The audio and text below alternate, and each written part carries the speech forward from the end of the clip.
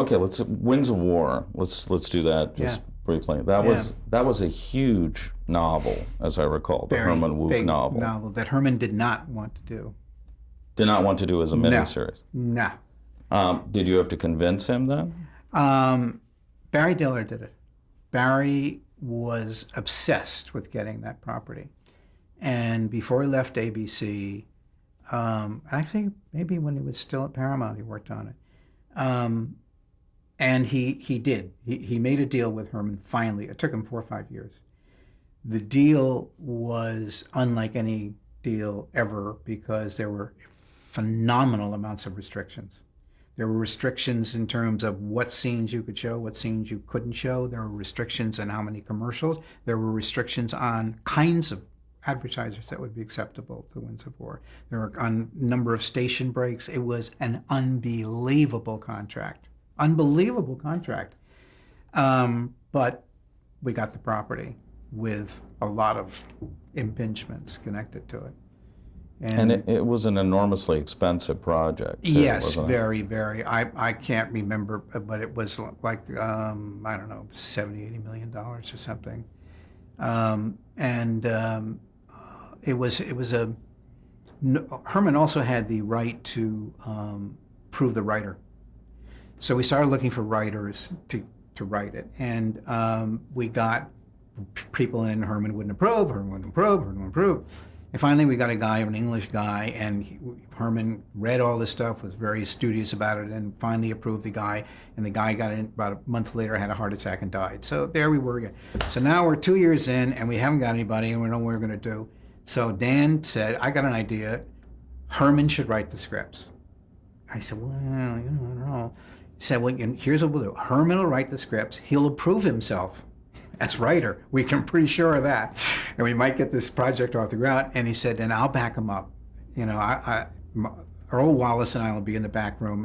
And so what happened was, and I said, well, Dan, what's going to happen when the script comes in and Herman goes to see the film and it turns out it's not his script that he wrote? And he said, Brandon, it'll be 5 years later. He'll never remember it. Who cares? Don't worry about it. So we did that. That was our formula. And Herman would write these scripts, which were not terrible scripts, but historically wonderful, but emotionally a little flat. And Dan and Earl would rewrite them and put in some story in the narrative and the characterizations, etc., and make them come alive. And that's how we developed our scripts. And the casting was a difficult area. We had a dinner with Herman and Gary Nardino, who was president of Paramount at the time, myself and Dan Curtis, and as I mentioned Sarah Walk as well as Herman. And we were talking about casting. It was a celebration dinner. We got the rights. It's going to be a wonderful miniseries, most exciting, blah, blah, blah. And it gets around to later in the meal about casting, and I said, about Pug and who we're going to have for Pug. I said, I got an idea. I said, how about because we're all having a little wine, who cares? How about Paul Newman to play Pug and Joanne can play Rhoda? And if we get both of them, because they're really, then they're away a lot, they'll be together, and that might work. What do you think about that? And Sarah Walk turns and looks at me. She says, Paul Newman's not right as Pug. And I went, oh my God, this is going to be the longest 5 years of my life. I kind of think it's going to take forever. Paul Newman just got turned down as Pug. If we could get Paul Newman to play Pug, we'd fall to our knees. And so, with deep breath and, anyway. It finally got, there are not many people who can play Pug. Pug is a very difficult role to play, and Mitchum's name came up. And I was worried about age for Mitchum. I mean, I knew he could play it, but I was worried about his age because Bob had been around a while. And so I said, listen, I want to meet with Mitchum and kind of check him out a little bit, before we say okay to Mitchum. And Curtis said, well, all right, okay. So Mitchum comes down and we have a lunch at Jimmy's. And I said, we're going to lunch outside so I can really check the wrinkles and all the neck and all that. And we come to this lunch, and as Mitchum starts to walk outside, he puts out the biggest pair of dark glasses I have ever seen in my life. They cover his entire face, and I can see nothing. And I'm going the entire lunch like this, looking up. Yeah, right, Bob. And so he completely outfoxed me on that one. He knew exactly what was going to happen in that interview, and we went ahead with Bob Mitchum, and he was wonderful. Too old, but wonderful. The concept of the casting on Winds of War was a little different than anything we had done before. We really wanted to make it as theatrical as we could. Make it look like not a television miniseries, but a big theatrical movie. And so we went after Jen Michael Vincent, who was a movie star, Ali McGraw was a movie star, and populated with as many movie people as we could, just to give it a little bit more of a panache than it would have had if it were a north and south or whatever. And I think to a degree that worked. This is when the promotion and publicity routine that we had, strategy that really went into high gear. We ended up with, for the Winds of War, when it went on the air, with 17 covers on that day that it came out. It was unheard of, unprecedented. We had covers for, Oak Farm Daily. It didn't make any difference what it was. We had covers on it. It was, the publicity and the promotion on the thing was unbelievable. We had a little difficulty with getting the film from Paramount, because Paramount was insisting that it's a Paramount Pictures Presents. And we had been against that policy at ABC for years and years of anything over the title, either producer or studio. And what was interesting about it was that policy was instigated by Barry Diller, who is now at Paramount, insisting that his company go over our title. So that was a little war going on with Paramount, like they weren't going to deliver the film, and we were going on the air. And this went down to about 2 days before air, one of those little happy little things to keep you awake at night. And we finally got it resolved, but those little problems. I just wanted to jump ahead on that too, because I'll forget otherwise. War and Remembrance, when you agreed, and that obviously was 5 years later, I think it was. Yeah, that you close did to it. How did you ended up doing that 32 hours? Yes. How did you decide to that enormous scope on it? Was it just because Winds of War had done so well that you were kind of emboldened to do that? Not entirely. I think it was mostly due to the fact that it was a bigger story. In all honesty, I was not thrilled about doing War and Remembrance.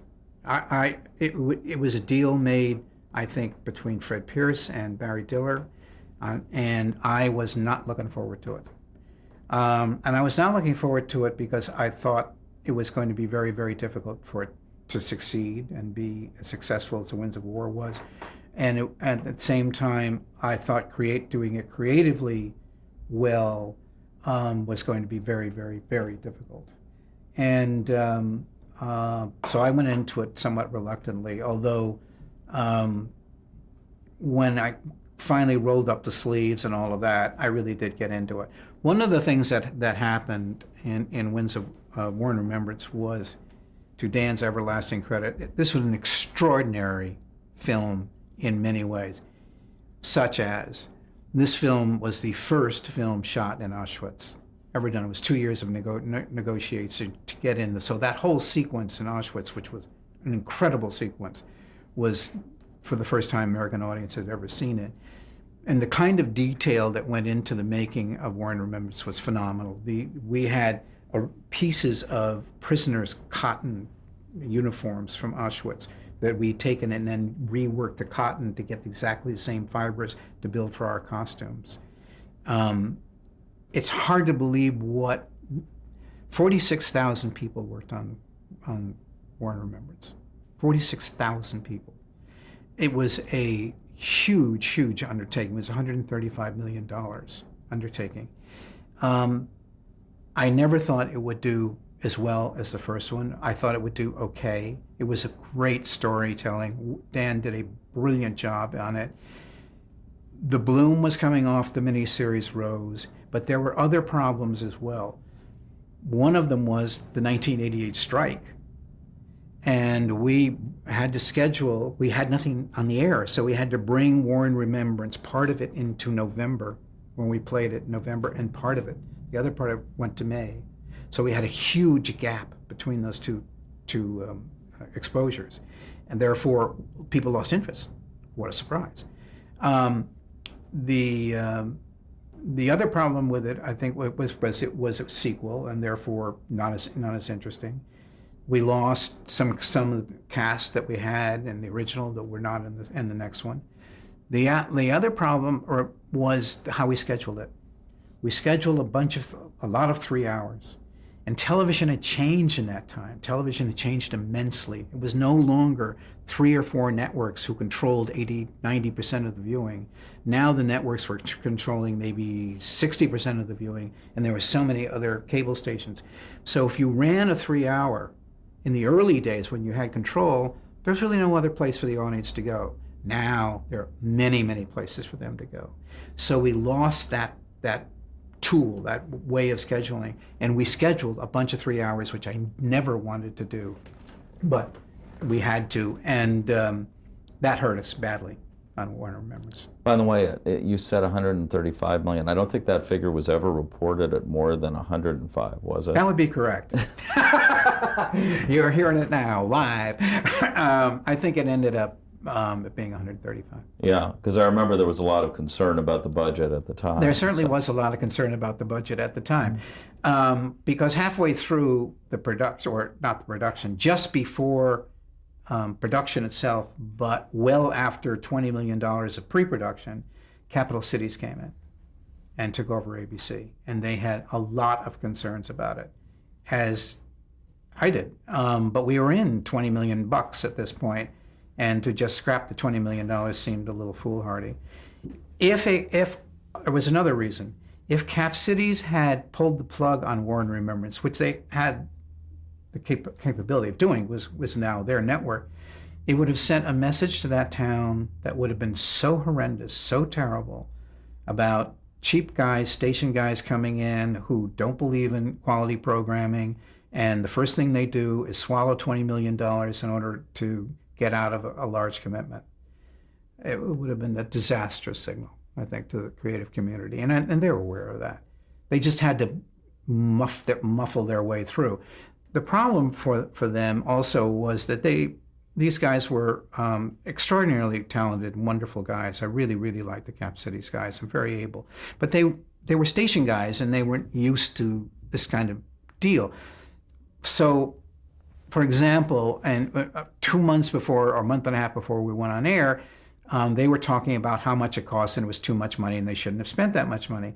Well, in the entertainment business, you never do that. You never do that. It is great and great and great and great and great and wonderful and perfect and terrific right up to the moment that it isn't.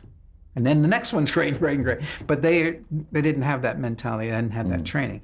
So some of the things that they said about War and Remembrance actually hurt some of the performance of it, I think. But War and Remembrance was very, very well done. I don't think it was scheduled well, and I think that scheduling hurt it. And it went on in time of huge change in terms of viewing habits. We'll go back to that, but I did want to, you mentioned Masada earlier, and yes. and also because you were talking about filming at Auschwitz, but Masada, so you did film in Masada. Yeah, Masada was one of my favorite miniseries. I loved it, if not my favorite. And that's because creatively I thought it was brilliant, absolutely brilliant. And I can say that with great hurrah because I basically had nothing to do with it. I read a script. We're working the whole place here, right up here, right there. The kitchen's there. That's where I read Masada on a Sunday afternoon, and it had been developed by another network, I think NBC. And I read the script, and it was brilliant. Joel Oliansky had written it, and I just sat there mesmerized reading this thing, thinking, this is fabulous. It was literate, it was powerful, it was about something, it moved, it had great characters, wonderful relationships, and I was just swept away by the script. And I said, we got to do this damn thing. And I don't know why it had ever been turned down by another network, but it had. And so we talked to Universal. Universal wanted to do it, but they wanted to do it. I mean, it would have been all right with me if they had done it in New Jersey, but they wanted to do it at Masada in the summer. Well, the summer there is like 110, 115 degrees. And Masada, there are problems with the Israeli government of whether you can shoot there, you can't shoot there. So I think we ended up shooting on a mound next to Masada. The story briefly is about Romans coming in, trying to take over an encampment of Jews at the top of the mountain called Masada. And what they do over a period of 3 to 5 years is build this huge, huge ramp. And they go in, and when they get up there, they find out that all the Jews have committed suicide. That's the basic story of it.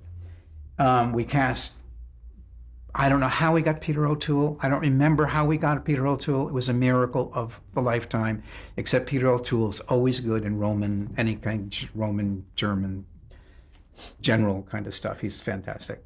And Peter Strauss, who is also Mr. Miniseries, along with Richard Chamberlain. Yeah. I'm sorry, blanking, played it. And it was wonderful. It was brilliantly directed, wonderfully acted. The performers are great. And I would see the dailies. I'd be sitting up in my screening room, dark and lovely air conditioning. I'd call up and I'd say, after watching a scene that kind of lay there a little bit, and I call up the set and I get on the phone and I go, "Hi, it's Brandon." They go, "Hi." I'd say, "What's wrong? What's wrong out there?" "The set blew down last night." I said, "What do you mean the set blew down last night?" And they'd say, "Yeah, well, it was 110. These winds came down. They knocked everything down." I said, "Well, listen, I'm calling. I just saw the scene between Peter O'Toole and Peter Strauss. The energy level was really crummy. I mean, it was 130. We were shooting at night." And so it was that little problem between what I was seeing and what was going on that set. And that set was a disaster. I felt so sorry for him, but they finally got it done. Working with Peter O'Toole is amazing. He's an amazing human being.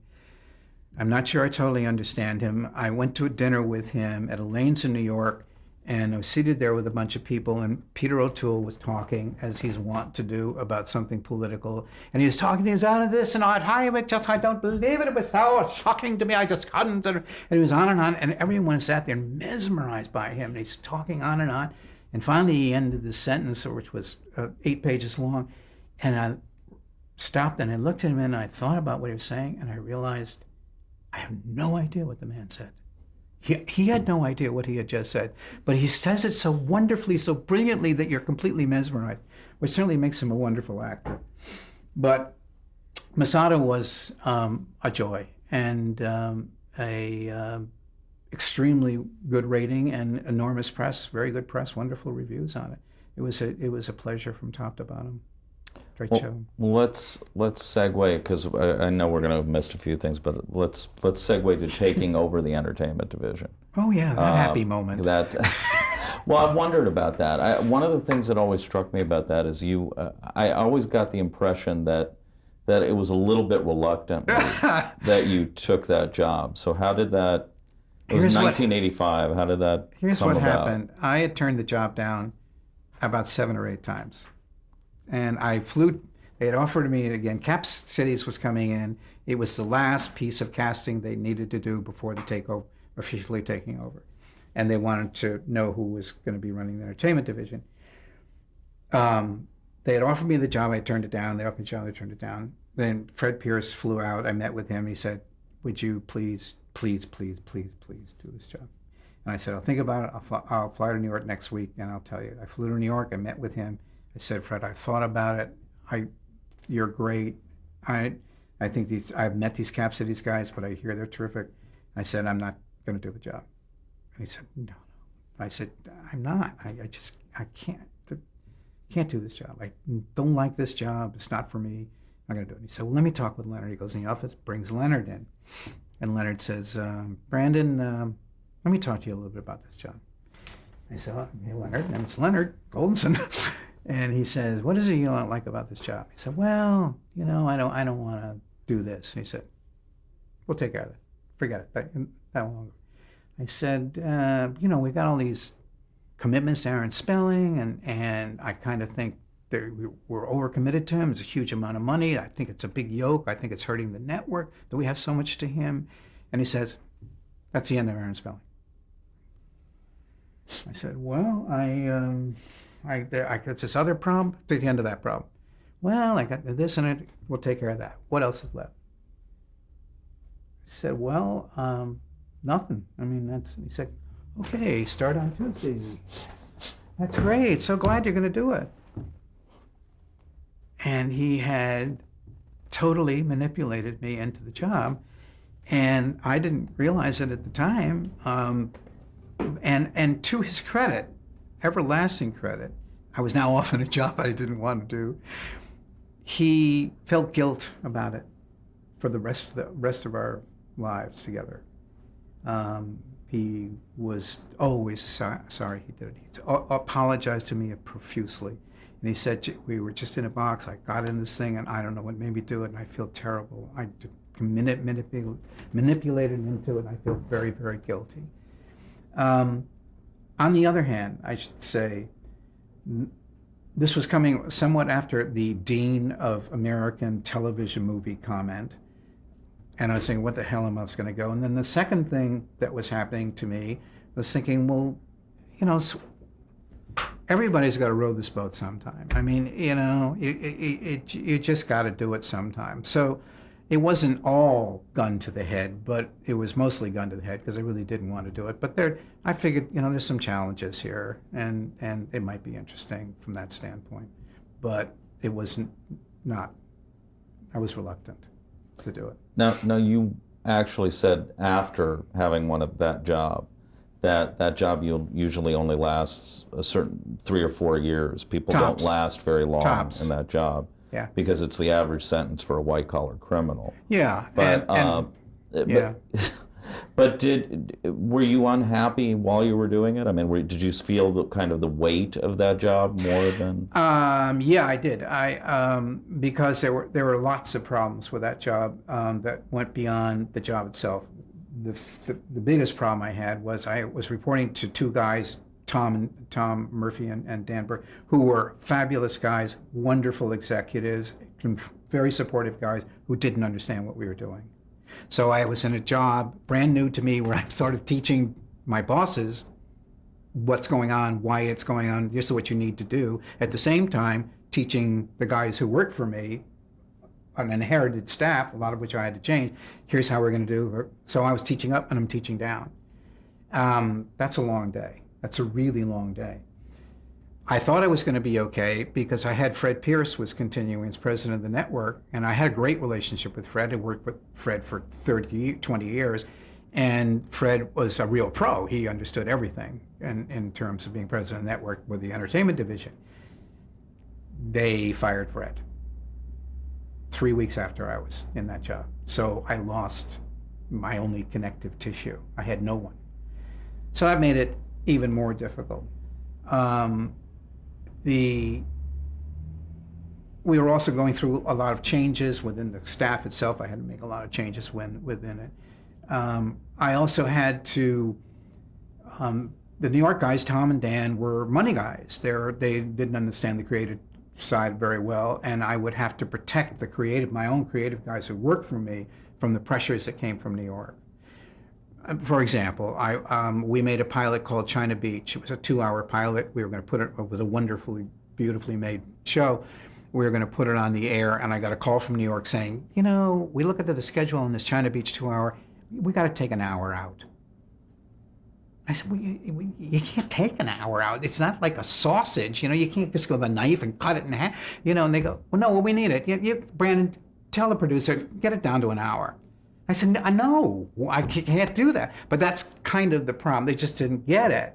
That 2-hour film, you can't cut to an hour. So, but that was the pressure. Now, my creative guys who'd worked on China Beach had ever heard that, oh my God, they all would have quit. So it's a job that had all sorts of pressure. At one point in my life, in that job, I basically stopped hearing, and I couldn't hear anything. And you'd say something, I'd say, what? What'd you say? And my wife noticed, what'd you say?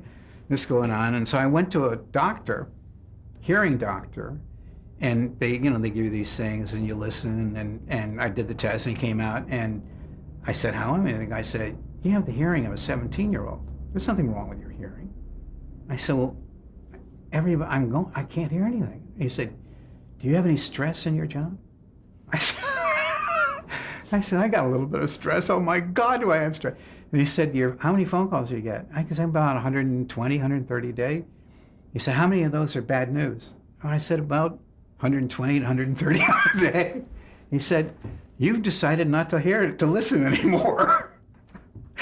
And that was pretty much true. I had stopped listening because it was all bad news. Well, go ahead. But that was just indicative of that kind of job, about the pressures of that kind of job. Well, you've also talked, because there was that strange stretch where, so we had the two Brandons. We had you and Brandon Tartikoff running ABC and NBC's entertainment divisions. Yeah.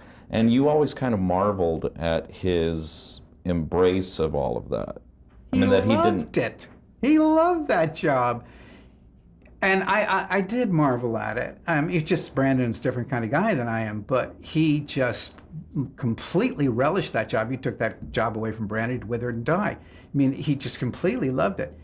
He didn't love it when the press started to turn on him. And he was incredibly, surprisingly sensitive to that. I thought he was, because he talked to me about it and said, my God, I can't get a thing, they're on my back. And he's telling me a story, and I just wouldn't believe it. He said, sometimes Brandon gets so bad, I go back upstairs and I find the files, and at 5 o'clock in the morning, and I read some of the good stuff. I just thought, oh my God, I don't read any of it. I mean, I don't read it. But he loved that job. There's several people who loved that job. Fred Silverman loved that job. Brandon Tartikoff loved that job. That's two. Les Moonves. Well, I think Les Moonves did not love that job when he had it. I remember talking to him about it. Here's when you go in that job, what you have to do is figure out immediately what your out plan is. One out plan is death. That was the one I was closest to. Another out plan is moving yourself up out of the job and starting on the politics and manipulation to get yourself out of it as soon as humanly possible. And what is it going to take me to get out of here? And that's exactly what Les did. And a bunch of other people have done that too. Bob Iger did it as well. How do I get out of here? And very smart. I didn't do that because there wasn't any other job. I didn't particularly want the job I had. I certainly didn't want to go up to be president of the network. Oh my God. But I mean, and yet for all of that, you put on some terrific shows during those years. I mean, there was 30-something. Well, thank you. Yeah, we had some good shows. We had Roseanne, we had 30-something, we had, there were a lot of, they're Was there did you come in with a kind of guiding philosophy on development? Yeah. I really, really wanted our shows to be about something. I wanted our shows to be connected to a theme, an idea, a point of view, or something, because I really felt that was the way you get a better show. If you talk about that to a producer or a writer, they're going to respond. They're going to be happy to hear that rather than, we need another T.J. Hooker. And you're also going to, it'll get around town. That's the kind of things you're interested in, and more smarter, better, more talented people are going to come to your place. The biggest problem that ABC had was that no one was coming to ABC. No one. And that was partially because of the spelling commitments to a great extent. It was also because of some of the programming that was on the air, which was terrific either. So I wanted to do new stuff, stuff that had not been seen before, new, unique stuff that was about something. And I really, really pounded our development guys about that. And all of it, they got it. I mean, it's not like they didn't understand what I was talking about. They understood what I was talking about, but that was a different direction, very different direction. And, but that set an atmosphere for the 30-somethings and the other kinds of shows that we had. We would never have gotten 30-something or Roseanne or any of those shows unless we had that kind of an atmosphere for creative people. Well, That was let's interesting. break there.